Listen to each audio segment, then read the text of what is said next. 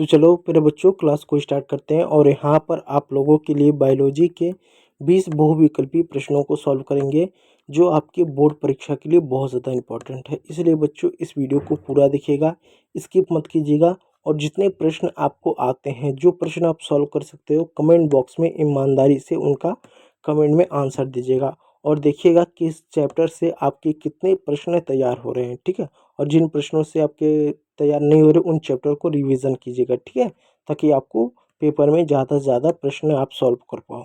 तो पहला प्रश्न है डीएनए।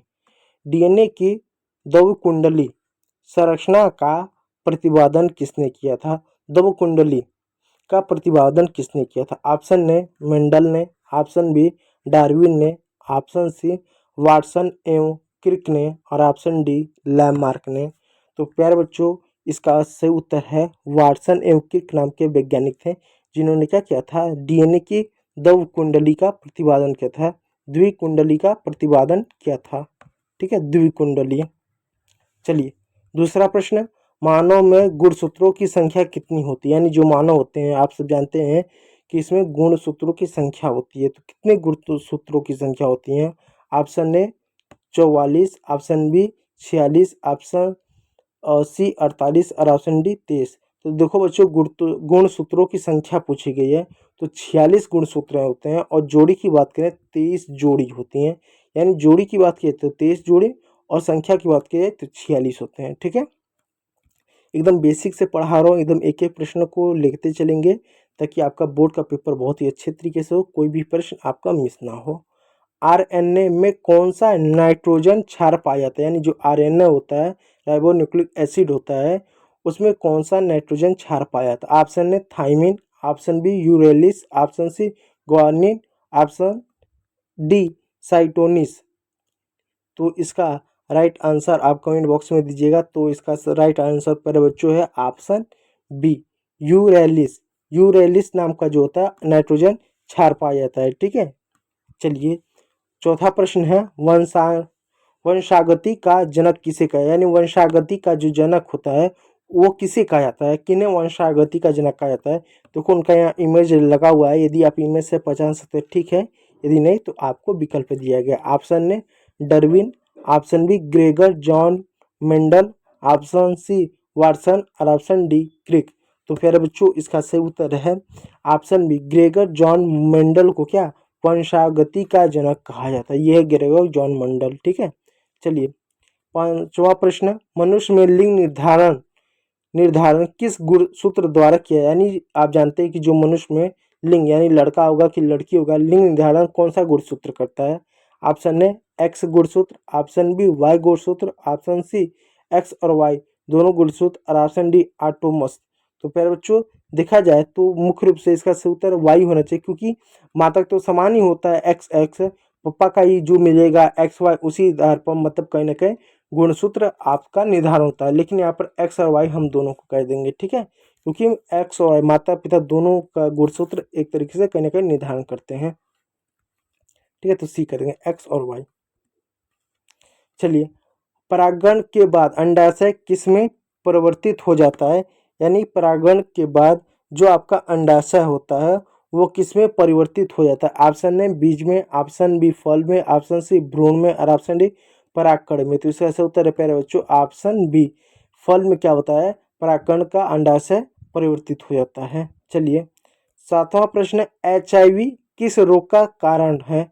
यानी जो HIV जो रोग होता है वो किसके कारण होता है? ऑप्शन ए मलेरिया के कारण, ऑप्शन बी एड्स के कारण, ऑप्शन सी तपेदिक के कारण, ऑप्शन डी डेंगू के कारण। तो इसका सही उत्तर प्यारे बच्चों सातवें का बी एड्स के कारण HIV रोग होता है। ठीक है, चलिए मलेरिया का वाहक कौन है? यानी मलेरिया किसके द्वारा ज्यादा करके होता है, वाहक कौन है? ऑप्शन ए घरेलू मक्खी, ऑप्शन बी मादा एनोफिलिजिक मच्छर, ऑप्शन सी कोयुलेक्स मच्छर और ऑप्शन डी तिलचट्टा। तो इसका सही उत्तर है प्यारे बच्चों आठवें का जो है बी है। क्या है, मादा एनोफिलिजिक मच्छर जो होता है ये क्या करता है, मलेरिया का वाहक करता है, इसी की वजह से मलेरिया होता है। यानी ये मच्छर काटा है तो ये मलेरिया होता है।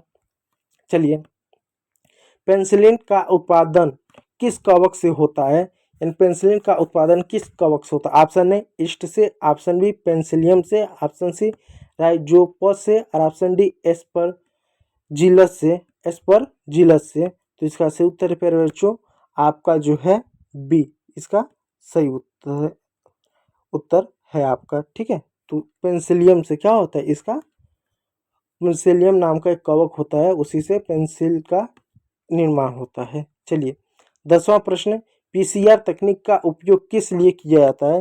यानी जो आपका पीसीआर तकनीक होता है उसका उपयोग किस लिए किया जाता है? डीएनए की प्रतिलिपि बनाने के लिए, ऑप्शन ए, ऑप्शन बी रक्त शोधक के लिए, ऑप्शन सी टीकाकरण के लिए और ऑप्शन डी प्रकाश संश्लेषण के लिए। तो इसका सही उत्तर है डीएनए की प्रतिलिपि बनाने के लिए, ऑप्शन ए सही उत्तर है।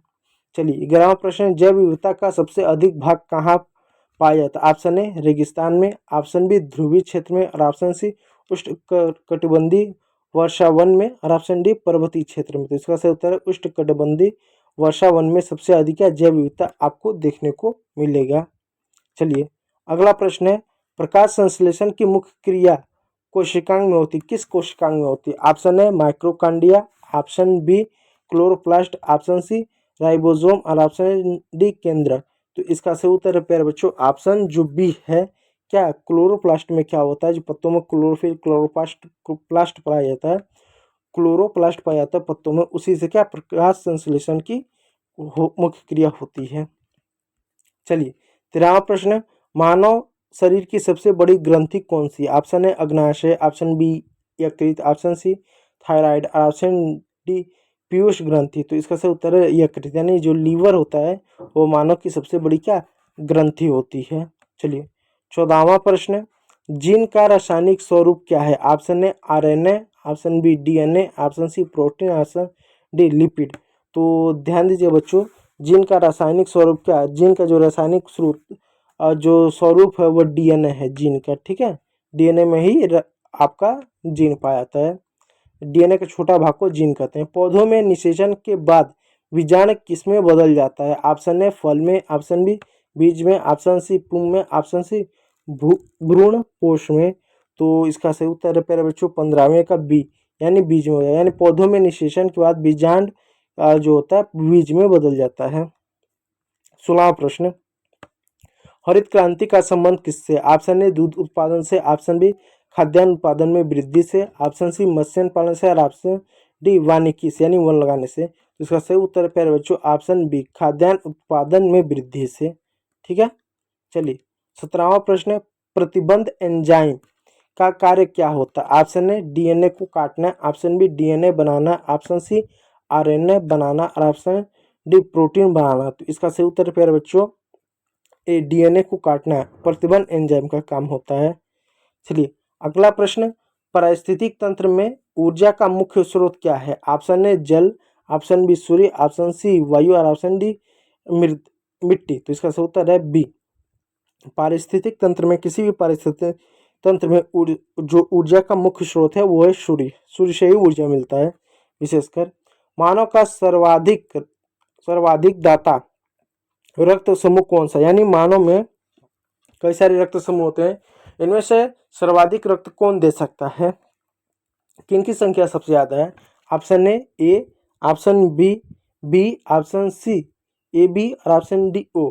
तो इसका सही उत्तर प्यारे बच्चों जो ओ होता है, यानी ओ वर्ग जो होते हैं ये ऐसे होते हैं, ये अपना रक्त किसी को भी दे सकते हैं। ठीक है, ये किसी को दे सकते हैं लेकिन किसी से ले नहीं सकते, सिर्फ ओ है तो ओ से लेगा, लेकिन ओ रहेगा किसी को दे देगा। ठीक है, चलिए बायो डीजल के उत्पादन के लिए सामान्यतः किस पौधे का उपयोग किया जाता है? ऑप्शन ए गेहूं, option B jatropha, option C चावल और ऑप्शन डी मक्का। बायो डीजल के उत्पादन के लिए सामान्यतः किस पौधे का उपयोग किया जाता है? तो इसका सही उत्तर है बच्चों ऑप्शन बी जेट्रोफा नाम का जो होता है इसी का प्रयोग किया जाता है पौधे का। तो ये रहे 20 आपके ऐसे प्रश्न जो कक्षा 12वीं यूपी बोर्ड के लिए बहुत ज़्यादा इंपॉर्टेंट है।